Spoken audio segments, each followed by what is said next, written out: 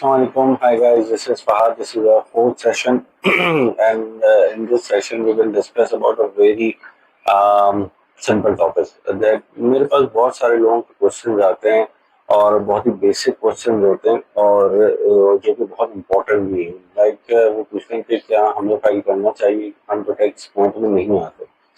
तो मैं ये बताना चाहूँगा कि पहले तो उन तमाम लोगों को कि भाई अगर आप जॉब कर रहे हैं, आप टैक्स नेट में नहीं आते, despite of that you are suppose to file your return. ठीक है ना. अच्छा, वो क्यों? क्योंकि भाई अगर आप टैक्स नहीं दे रहे तो इट डज नॉट मीन कि आप रिटर्न फाइल ना करें.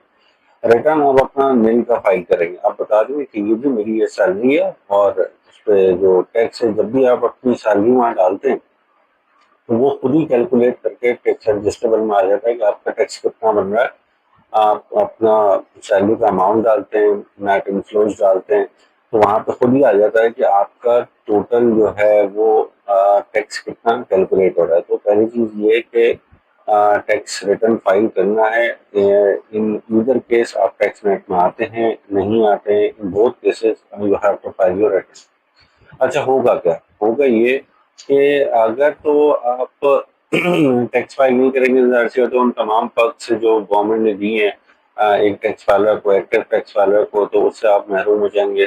दूसरी चीज़ ये कि जैसे अगर आपके वालिद आपके नाम कोई प्रॉपर्टी करना चाह रहे हैं, या आपके नाम पे कोई घर खरीद के आपको देना चाह रहे हैं, या आपके नाम पे गाड़ी लेना चाह रहे हैं, तो होगा ये कि आप अगर टैक्स फाइलर नहीं होंगे तो आप पे फिर वही टैक्स लागू होगा जो कि एक नॉन एक्टिव फाइलर पे होता है, बावजूद इसके कि आप टैक्स अपना बाकायदगी से पे कर रहे हैं. जब आप बाकायदगी से पे कर रहे हैं तो आप उसके अंदर अपने आप को रिटर्न फाइल करें और एक्टिव फाइलर की लिस्ट में आके उन तमाम पर्क्स को एंजॉय करें. लाइक अगर प्रॉपर्टी है, आप अगर एक्टिव होते हैं तो आपको सिर्फ 3% टैक्स देना पड़ेगा, और अगर नहीं तो फिर 9 से 11.5 या 11.5% तक. तो हम क्यों ना टैक्स देने के बाद उसको रिटर्न भी फाइल करें. दूसरा सवाल जो आता है लोगों का वो ये कि क्या हमें हर साल टैक्स फाइल करना है? जी हाँ, ये जो एक्टिविटी है ये एक दफ़ा की नहीं है, ये हर साल हमें टैक्स फाइल करना होता है. और ये क्योंकि हर साल हमारी जो इनकम होती है वो कम या ज़्यादा होती है, अमूमन ज़्यादा ही होती है, इंक्रीमेंट वगैरह लगने की वजह से या दूसरे पक्ष की वजह से. तो हमें हर साल ये एक्टिविटी परफॉर्म करनी है, एक साल के लिए नहीं है.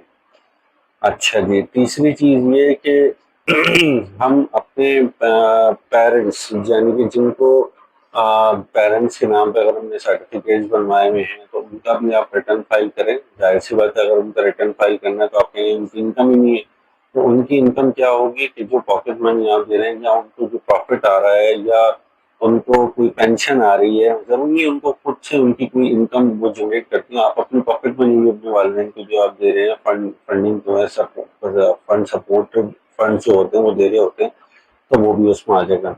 ठीक है जी, आज के लिए इतना ही. मिलते हैं नेक्स्ट वीडियो में. बहुत शुक्रिया. अपना ख्याल रखिए. अल्लाह हाफिज.